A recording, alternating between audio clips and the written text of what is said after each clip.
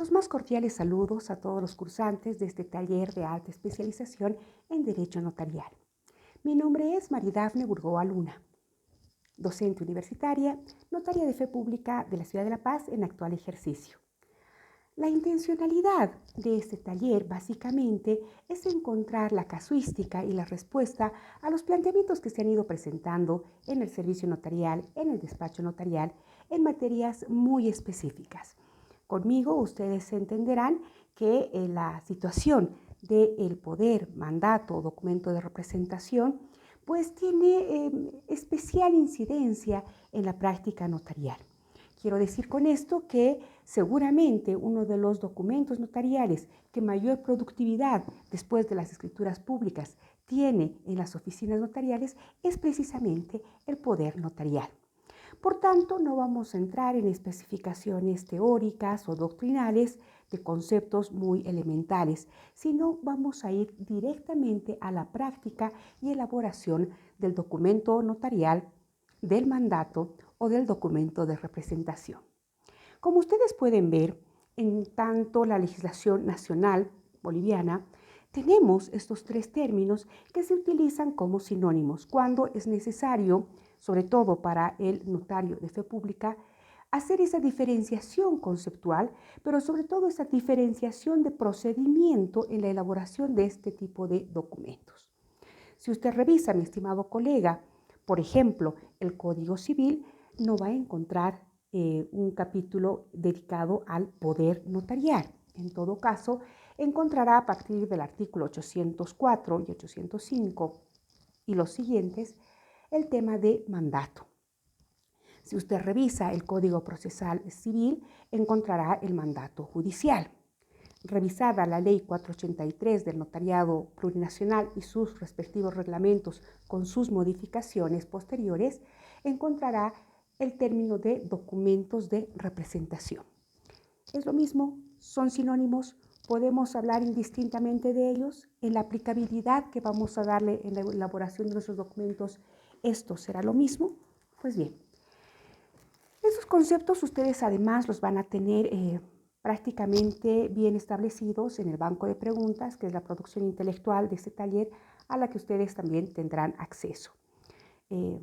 No olvidemos que el notario básicamente es un jurista redactor, es el historiador contemporáneo de las actividades de los privados. Por lo tanto, la redacción de estos documentos es fundamental como una obra jurídica propia del notario de fe pública. Por eso el notario es el autor material del documento notarial. Por eso, en mi calidad de docente, soy enemiga, por ejemplo, de plantearse trabajar con modelos, ¿no? Una cosa es tener una guía de documento para su elaboración, pero otra cosa es copiar un modelito, ¿no? Porque cada documento merece la redacción jurídica propia de cada caso. No es lo mismo redactar un documento notarial como un poder para simplemente el cobro de pensiones, a diferencia, por ejemplo, de un mandato judicial, donde cada cláusula, cada situación tiene que ser prevista. Pero vayamos por partes. Veamos primero los conceptos jurídicos que tenemos que diferenciar para entrar ya en la elaboración del documento notarial, que es el poder. Con la diferencia, decíamos, entre mandato, poder, documento de representación. Esto me parece que el notario debe tenerlo sumamente claro y totalmente separado en sus situaciones diversas. Pese a la redacción desordenada del reglamento de la ley del notariado, voy a tratar de sintetizar el tema de la siguiente forma. Primero voy a referirme al otorgamiento y elaboración del poder notarial, luego a los tipos de poderes en el marco de las previsiones del Código Civil, del Código Procesal Civil y normas conexas. Y al final vamos a ver también el tema de los poderes conferidos en el extranjero y también los poderes que, conferidos en el país, queremos que tenga efectos jurídicos en países del extranjero.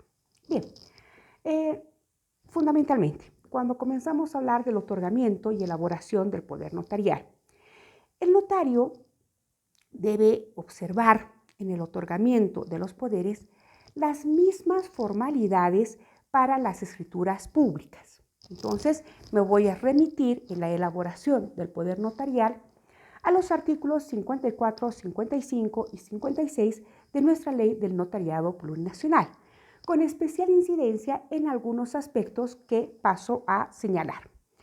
En el encabezamiento del poder, obviamente, ¿no? Deben constar los datos de identidad, tanto del poderdante como del apoderado, ¿sí?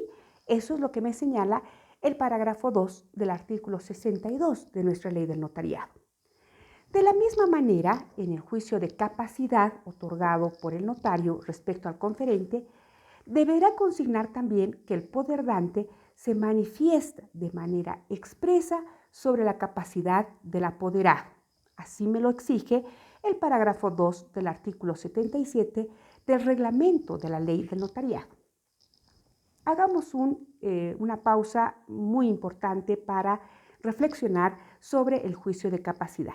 Recuerden ustedes que en nuestros artículos 54, 55 y 56 de la Ley del Notariado, sí, tenemos la necesidad por imperio de la ley, como notarios de fe pública, de señalar y realizar tres tipos de juicios: el juicio de identidad, el juicio de capacidad y fundamentalmente el juicio de la libertad que tienen estas personas sobre su capacidad jurídica para realizar este documento notarial. Cuando hablo del juicio de identidad, la ley del notariado me exige que debo realizar este documento identificando a la persona a través de su cédula de identidad.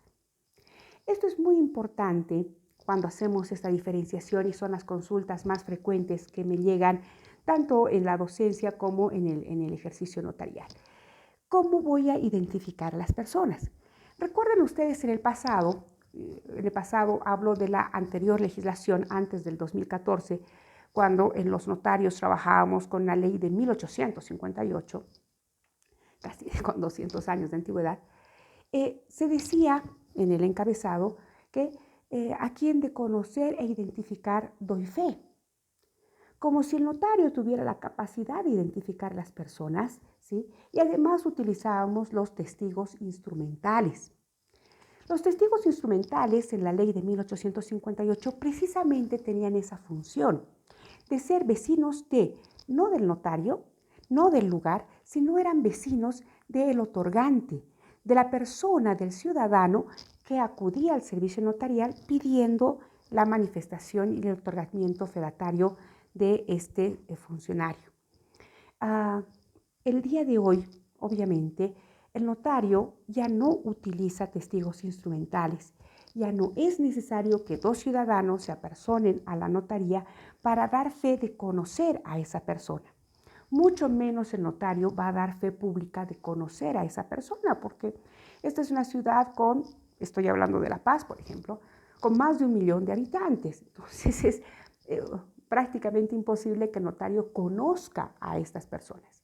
El juicio de identidad que nosotros realizamos es a través de la cédula de identidad. Por tanto, el notario tendrá que señalar a quien de identificar mediante la cédula de identidad que me exhibe, doy fe. Afortunadamente, tenemos hoy un sistema de verificación a través del CIFDAP en convenio con el CEGIP y todavía no con el CERESI, únicamente con el CEGIP, para ver que esa cédula de identidad esté debidamente registrada. El reglamento de la DIRNOPLU inclusive nos exige no prestar el servicio notarial si esa cédula de identidad no puede ser verificada en su momento, porque existe algún trámite pendiente de homonimia, registros, etcétera, etcétera, ¿no? Tenemos acceso inclusive para la verificación de esta identificación, incluso con ciudadanos extranjeros.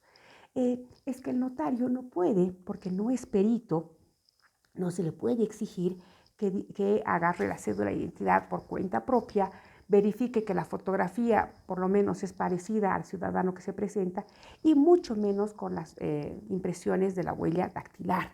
notario no puede tener acceso a esta pericia, que es solamente para especialistas. Tan es así que el propio CEGIP tiene la identificación ahora ya no con las huellas dactilares, sino la identificación biométrica, ¿no? Esto significa con la fotografía, con los datos actualizados. Entonces, usted tiene la posibilidad de tener acceso a la cédula de identidad, al sistema del CIFDAP y poder hacer esta verificación. Entonces, en ese entendido, es muy importante que el notario realice este juicio de identificación. Pero particularmente en el poder, la ley y el reglamento exigen y establecen que debe identificar tanto al otorgante como al apoderado. Sin embargo, y esta es la gran distinción, cuando uno va a una oficina notarial a conferir un poder notarial, no lo hace de parte de las dos personas, tanto el apoderado como el mandante, el poder conferente. Este es un contrato unilateral. Solamente se exige la presencia del otorgante del poder. Por lo tanto, la identificación de parte del apoderado será una responsabilidad del poder conferente. Es decir, la persona que va a otorgar el poder es la que va a manifestarse sobre la identidad y el segundo juicio que realizamos los notarios, el juicio de capacidad. El juicio de capacidad obviamente no es tampoco responsabilidad del notario como especialista, es decir, si esta persona es capaz, ¿no? Es una declaración muy grave, si se quiere, en sentido de responsabilidad, sobre todo cuando estamos hablando, por ejemplo, de personas de la tercera edad en las que no sabemos si están realmente con el uso de todas sus facultades mentales. Pueden ser personas que necesiten, en todo caso, una interdicción judicial. Entonces, esa capacidad, ¿sí? Ese juicio de capacidad es una declaración que va a realizar el otorgante, ¿sí? Entonces, bajo alternativa de nulidad inclusive, ¿sí? El otorgante del poder tendrá que señalar y declarar sobre la capacidad de su apoderado. Y esta es una situación muy particular, sobre todo en los términos de responsabilidad que vamos a ver más adelante sobre el apoderado. La responsabilidad que tiene y la capacidad que tiene el apoderado, tanto si se trata de una capacidad de obrar como una capacidad jurídica, que es lo que nos exige, por ejemplo, la diferenciación del mandato judicial, que lo vamos a ver más adelante. Entonces, recapitulando, en el encabezamiento del poder debe constar los datos de identidad, tanto del poderdante como del apoderado. Y el poderdante se manifiesta de manera expresa sobre la capacidad del apoderado, ya que no es necesaria la presencia del apoderado en el otorgamiento. Esto en el encabezado. ¿Qué sucede en el cuerpo del poder? Pues no hace falta instructiva. He visto con mucha preocupación en el pasado y como una práctica hasta ahora, ¿no?, en la que se pretende establecer un encabezamiento utilizando palabras que no están previstas en la legislación. Poder especial, bastante y suficiente que confiere fulanito a sutanito. La palabra bastante, por ejemplo, deriva de una institución jurídica denominada bastanteo, que ya no está prevista en nuestra legislación. El bastanteo, dependiendo de la legislación en la que se vaya a revisar, y esto para los documentos conferidos en el extranjero, tiene dos acepciones, el bastanteo anterior o el bastanteo posterior. Por eso se utiliza en otras legislaciones, no en la nuestra, el tema del bastante. El bastanteo anterior es lo que se denominaba instructiva, es decir, cuando los notarios no eran abogados, cuando los notarios no únicamente eran transcriptores de los documentos, pues recibían borradores. En el caso de las escrituras públicas, recibían minutas o borradores de contrato. Y en el caso de poderes, recibían una instructiva, un bastanteo, por el cual un profesional abogado le indicaba cuáles tenían que ser las facultades y atribuciones que tenían que estar contenidas en este poder. Entonces, nuestra legislación hoy en día dice, bueno, pues el autor material del documento notarial es el notario, es el responsable además de su contenido, es el arquitecto del documento notarial. En ese marco no necesita una instructiva, no necesita un bastanteo. Ese es el bastanteo anterior. Otras legislaciones, como la española actualmente, tiene el bastanteo posterior. ¿Esto qué significa? Que se realizan los actos, en los hechos, diré, en nuestro país, pero que no está previsto en la norma. Es la revisión y autorización posterior del trámite contenido en un poder notarial. ¿Qué significa esto? Es lo que hacemos, por ejemplo, en los bancos. Usted confiere un poder notarial, como notario lo autoriza, y el ciudadano se acerca con ese poder notarial a un banco. Y el banco solicita el poder notarial y lo envía a la dirección jurídica, su oficina legal, para que sea el abogado de la institución el que revise, ¿no?, y dé su conformidad sobre el contenido y las cláusulas y atribuciones que tiene ese poder notarial. Entonces, lo más probable es que este abogado le diga, no, aquí falta la facultad, por ejemplo, de suscribir el contrato de seguro o de desgravamen que tiene que tener su préstamo bancario. Entonces, tiene que revisar, tiene que completar este mandato, ¿no? Lo que sucede en el Senacir, por ejemplo, ¿no? Es decir, aquí no dice tal facultad, por lo tanto este poder no se puede utilizar. Este es un bastanteo posterior, ¿no?, que ya les reitero, no está previsto en nuestra legislación, pero que en otras legislaciones, en otros países se utiliza.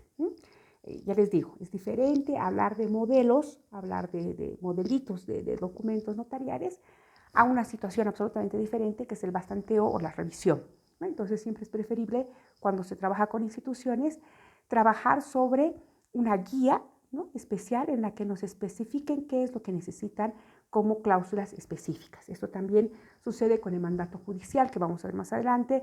El Código Procesal Civil nos exige que debe tener cláusulas determinadas. De lo contrario, el juez puede tranquilamente observar la personería de ese apoderado. Bien, hemos hablado del encabezamiento del poder, hemos hablado del cuerpo del poder y finalmente en la conclusión. En la conclusión del poder, siguiendo las formalidades previstas en el artículo 56, se deberá transcribir literalmente las normas legales porque, ¿qué es lo que nos dice el artículo 56 de la Ley del Notariado? ¿Sí? Se deben transcribir normas jurídicas de manera íntegra, ¿sí?, aunque no estén señaladas en el texto del poder, porque estamos confiriendo facultades, sobre todo en el poder especial. Y ahora, más adelante, vamos a ver esa diferenciación entre el poder especial y el poder general. Bien, una vez visto el tema de otorgamiento y elaboración del poder notarial, me parece que podemos entrar a establecer los tipos de poderes previstos en nuestra legislación. Y aquí es donde tenemos que diferenciar los conceptos de los que hablaba al principio para diferenciar poder y mandato.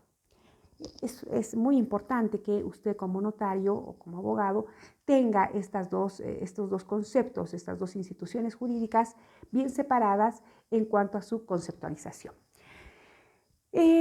Lamentablemente, la ley del notariado usa indistintamente el término poder o documento de representación, mientras que el Código Civil utiliza el denominativo de mandato, se los comentaba al principio, y para mayor precisión señalo las diferencias conceptuales de estos términos, ¿no?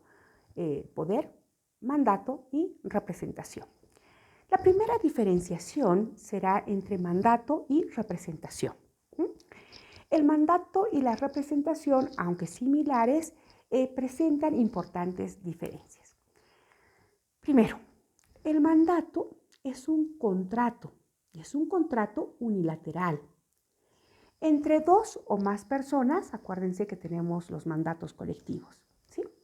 El mandato es un contrato unilateral entre dos o más personas por el cual una se obliga a realizar uno o más actos jurídicos por cuenta del mandante.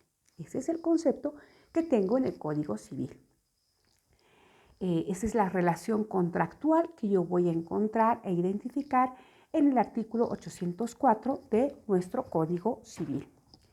Mientras, a diferencia, que la representación no tiene contrato.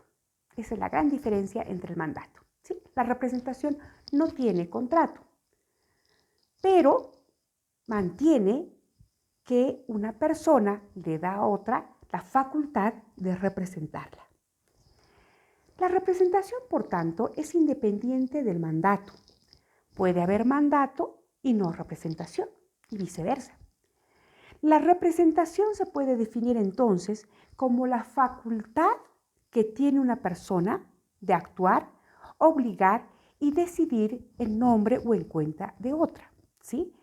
Si ustedes se dan cuenta, la representación viene a ser el producto del mandato. Con el mandato yo estoy haciendo un contrato entre dos o más personas, de manera unilateral. Por eso yo no necesito la presencia ni la firma de los dos que van a estar en el contrato, de los dos o más que van a estar en el contrato. De manera unilateral solamente del otorgante. Ese es el mandato. Pero la representación es el producto de un mandato, que si haga o no haga el contrato, ese es independiente.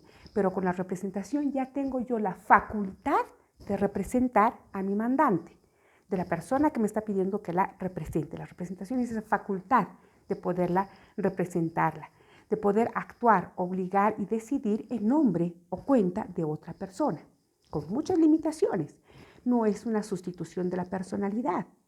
Las decisiones que yo tome están en el marco del mandato. La representación se limita a lo que el mandato vaya a señalarle. Y esa va a ser la gran diferencia entre el poder especial y el poder colectivo. Si me dan un mandato especial, yo únicamente tengo que hacer los negocios especificados en ese mandato. Si me van a dar un mandato general de administración, no voy a poder hacer actos de disposición patrimonial de mi mandante. La representación puede existir, les reitero, antes que el mandato, constituirse en relación a este como un acto separado o independiente. Sin embargo, no puede haber representación desligando ese del cumplimiento del mandato. Es decir, la representación no puede ser libre y arbitraria. El mandato, ese contrato, va a ser el que limite, el que señale a través de las facultades y atribuciones el marco en el que el representante va a poder actuar en función a ese mandato. Lamento ser tan reiterativa. Se debe necesariamente aceptar y ejecutar el mandato para ser representante. La facultad de representar, por tanto, no es la esencia del mandato, ya que es posible, que el mandatario no represente al mandato como está señalado. Hecha la diferenciación del concepto de mandato y su producto, que es la representación, diferenciemos ahora lo que es el poder. Se entiende por poder, y es lo que nos interesa seguramente como notarios en nuestro ejercicio, en la elaboración del instrumento notarial, ¿sí?, que lo correcto es hablar de poder. Se entiende por poder el medio, el instrumento o camino por virtud del cual la manifestación unilateral, ese mandato del que estábamos hablando, ¿sí?, esa manifestación unilateral de la voluntad de una persona confiere u otorga facultades a otra para que la represente, ¿sí? Entonces el mandato va a ser el contenido jurídico como un contrato. Ese contrato va a tener obligaciones, va a generar obligaciones, va a generar derechos tanto para el mandante como para el mandatario. En cambio, el poder viene a ser el instrumento. El momento en que esas voluntades de ese contrato unilateral del que hacíamos referencia va a pasar a la dimensión papel instrumentalizada a través de la participación del fedatario o notario de fe pública. Siempre el representante actuará a nombre del representado. Se dice que el poder es el camino, es el medio, es el instrumento para otorgar una representación voluntaria, ¿sí? Para nosotros, en términos de técnica notarial, el poder es el otorgamiento que da una persona llamada poderdante a otra denominada apoderado, para que actúe en su nombre, es decir, en su representación. El producto del mandato es la representación. El producto del poder es la representación. Es una de las formas de representación, en realidad, del poder, que puede tener como fuente la ley o la voluntad del sujeto dominus, ¿no? El dominus es el otorgante, mediante un acto unilateral, y ese acto unilateral es un contrato denominado también mandato. Con carácter enunciativo, ahora sí hablemos de la clasificación de poderes, Con carácter enunciativo, el artículo 62 de la Ley del Notariado señala los siguientes tipos de poderes o documentos de representación. ¿Sí? El documento de representación es ese documento notarial. Por eso es así la denominación que utiliza la Ley del Notariado. Estamos hablando del poder especial y del poder general, también del poder colectivo. Bien, cuando hablamos de poder especial, el mandato es especial para uno o muchos negocios determinados. Eso es lo más importante que señala el artículo 809 de nuestro Código Civil. Se otorga el poder especial para la realización de actos específicamente detallados. Así me lo exige el inciso B del artículo 74 del reglamento de la Ley del Notariado. Como se trata de un acuerdo de gran alcance, el notario debe ser preciso en la elaboración de un documento que crea un poder notarial, tomando siempre en cuenta que un poder notarial es un acuerdo legal que permite que una persona actúe en nombre de otra persona como mandatario. A la persona que otorga el poder, también está llamado como mandante en nuestro Código Civil, no pierde la capacidad de tomar decisiones por sí mismo. Y esto es sumamente importante. Y una de las decisiones más importantes del mandante o del poder conferente es la de revocar en cualquier momento esta representación. ¿Sí? Más adelante veremos la revocatoria, la renuncia, etcétera, etcétera. Pero es fundamental que hablemos que este derecho es intrínseco al mandante y puede ejercerse en cualquier momento, ¿no? Es decir, así como el mandante o el poder conferente tiene derecho a dar y tiene la libertad de dar una representación a determinada persona, tiene ese mismo derecho y libertad de quitarle su confianza, de revocar este documento. ¿Qué sucede con el apoderado?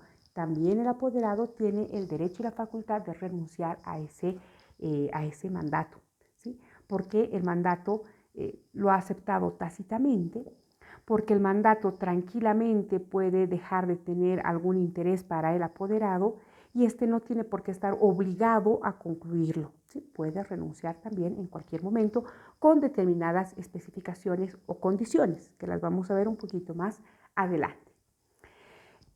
Por estos motivos que el Poder Especial debe detallar las atribuciones para los negocios que se le instruyen.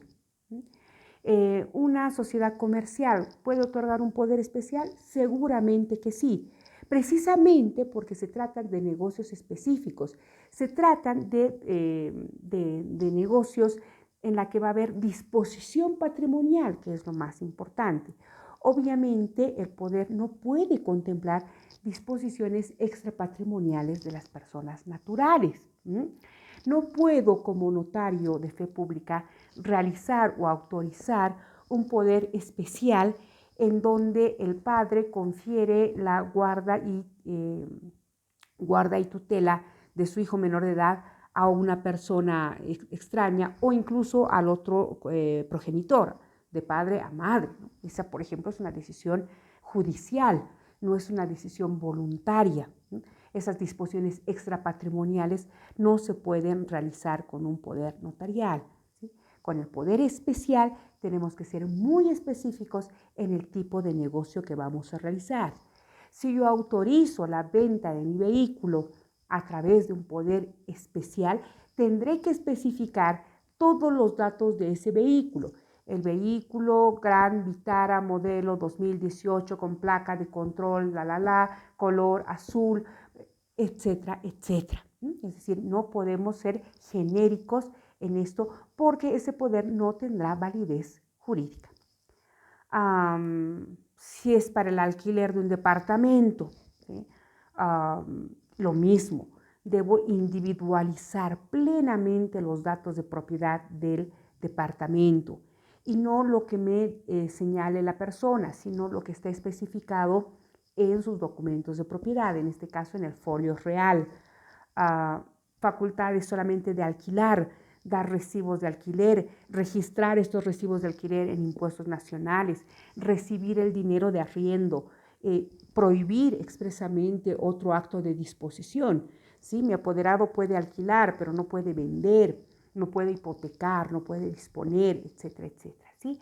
Por eso el contenido de este poder, reiteramos y subrayamos, debe ser específico para uno o varios negocios. Esa es la característica principal del poder especial. De ahí la concordancia prevista en el artículo 811 del Código Civil, que señala que el mandato no solo comprende los actos por los cuales ha sido conferido, sino también aquellos que son necesarios para su cumplimiento y que el mandatario no puede hacer nada más allá de lo que se le ha prescrito en el mandato. Por eso, se tiene que dar facultades de hacer y de no hacer. Son prohibiciones muy específicas. Y estas prohibiciones también tienen que realizarse en las medidas de que este poder puede ser sustituido o no, puede ser reasumido o no, puede ser revocado o no. También es parte de las facultades de un poder especial. Para mayores luces, me permito leerles el comentario del maestro Carlos Morales Guillén en el Código Civil, que es muy interesante de revisar para tener el concepto más claro. La extensión del mandato implica en realidad las facultades de representación que confiere el mandante al mandatario. Esto es, en otras palabras, las instrucciones que da aquel a este para la realización de los actos jurídicos que le encomienda. Entonces, estas instrucciones tienen que ser muy específicas. Es por eso que estas facultades, de acuerdo a la doctrina, recordemos al maestro Escaviola, distinguen tres especies de instrucciones: las imperativas, las facultativas y las demostrativas. ¿Cuáles son las imperativas? Estas ligan estrictamente al mandatario, quien no podrá exceder sus límites, aun cuando el interés del mandante exigiera alguna modificación. Las facultades imperativas.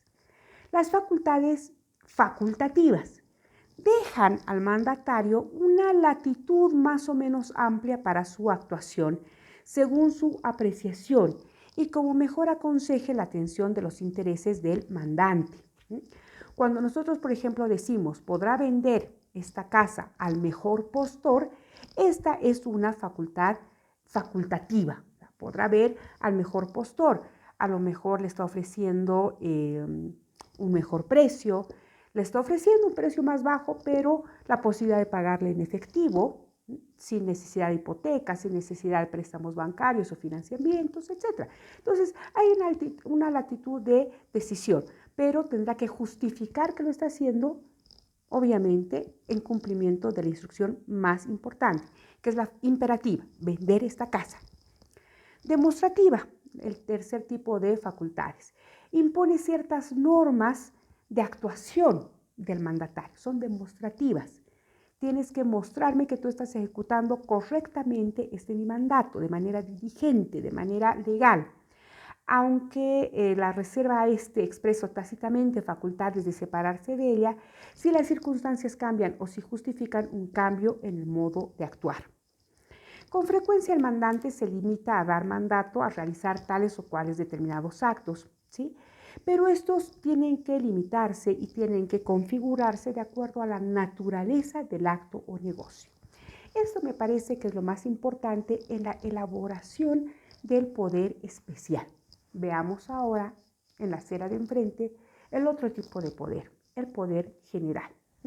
Con esto además la especificación y la recomendación de que cuando estamos haciendo el encabezamiento de nuestro documento notarial es necesario únicamente establecer esa diferencia, si se trata de un poder especial o de un poder general, ¿sí? No hace falta utilizar, y de hecho la Birnoplu muchas veces ha observado este tipo de redacción de los documentos para rechazarlas cuando se trata de hacer el tema de la apostilla, ¿sí?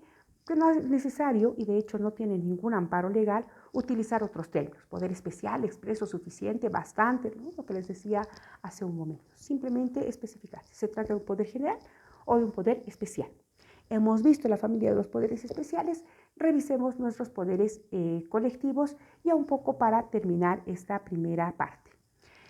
El poder general, conforme al artículo 810 del Código Civil, ¿sí?, no comprende sino los actos de administración. Esa es la gran diferencia. Voy a hacer actos de disposición, negocios específicos, poder especial. Voy a realizar poderes de administración únicamente. Ese es el poder general. El artículo 810 aclara en su segundo párrafo que si se trata de transigir, enajenar, hipotecar o realizar cualquier otro acto de disposición, el mandato debe ser expreso o especial, entendiéndose que la facultad de transigir no se extiende a comprometer, en concordancia con el artículo 686 del mismo Código Civil. Y es muy importante que revisemos la legislación de manera integral. Recordemos, este artículo del 686 establece que aquellos actos que exceden a la administración ordinaria comprendida en el capítulo referida, por ejemplo, al arrendatario, son el arrendamiento de fondos urbanos destinados a vivienda, arrendamientos que se celebran por un plazo de mayor de 3 años, la percepción de los alquileres por más de un año, etc. Entonces, es muy importante que en la redacción el notario sepa exactamente de qué tipo de representación se trata. Si es solamente y meramente administrativa, será un poder general, y si son negocios específicos, un poder especial. También es muy importante en este caso establecer las resultas y presunciones del mandato conferidos a auxiliares de comercio. He visto con mucha preocupación que muchos notarios no realizan el poder general de administración para el gerente, para el administrador de una sociedad de responsabilidad limitada, por ejemplo, peor aún para una sociedad anónima, únicamente con especificaciones del Código Civil. Si se trata de una administración de una sociedad comercial, no se olviden también aplicar el Código de Comercio. A partir del artículo 75 del Código de Comercio, nuestra legislación comercial establece el mandato o el poder general de administración para los administradores o factores. Ese es el término que todavía utiliza nuestro Código de Comercio, ¿sí? Y este artículo, el artículo 75 del Código de Comercio, va a regular la presunción del mandato, ¿sí?, cuando los actos de este factor o administrador, ¿sí?, hayan transgredido sus facultades. Eso es muy importante. ¿Qué sucede cuando el administrador realiza o transgrede actos con actos más allá de lo que le ha facultado la Junta de Accionistas, en el caso de sociedades anónimas, o un acta que han realizado en una reunión extraordinaria u ordinaria los socios de una SRL, ¿sí? Recaen la responsabilidad en el titular, con algunas limitaciones. Si se trata de una SRL, será totalmente diferente las previsiones que tomen los síndicos en una SA, etc. Es decir, si estamos hablando del poder general de administración de sociedades comerciales, deben aplicar preferentemente el Código de Comercio antes que el Código Civil, sobre todo por las responsabilidades que éste va a poder generar. Este mismo Código de Comercio dedica todo un capítulo al mandato comercial, ¿sí? Y este mandato comercial es fundamentalmente el poder general, al que siempre hacemos referencia. No olviden siempre revisar su Código de Comercio para este tipo de documentos. Señalando que este puede ser, ojo, esa es la gran diferencia que tenemos, el mandato comercial te pide que puede ser especial o puede ser general. Estipulando que el poder general, en el caso comercial, es conferido para la realización de todos los actos que no excedan el giro ordinario del negocio jurídico encomendado, salvo, obviamente, las limitaciones expresamente establecidas en el contrato. Y ese contrato viene a ser ese mandato o poder colectivo, poder general. Sí, obviamente va a ser colectivo, porque generalmente lo van a conferir la mayoría, si no todos, los socios, a no ser que encarguen a uno solo para la elaboración de este documento. En cambio, el mandato especial en materia comercial comprende uno o más actos expresamente determinados, además de los necesarios para su cumplimiento. De esta manera hemos tratado de ver en una primera entrega estas diferencias entre mandato, poder, representación, documento de representación, el otorgamiento con las formalidades establecidas en nuestra ley del notariado plurinacional y esta gran diferenciación de la familia en la que vamos a dividir nuestros poderes notariales entre especiales y generales. Ahora, en la segunda entrega, obviamente, vamos a ver con un poco más de detalle el tema de los poderes colectivos, la revocatoria, la renuncia, etcétera, etcétera.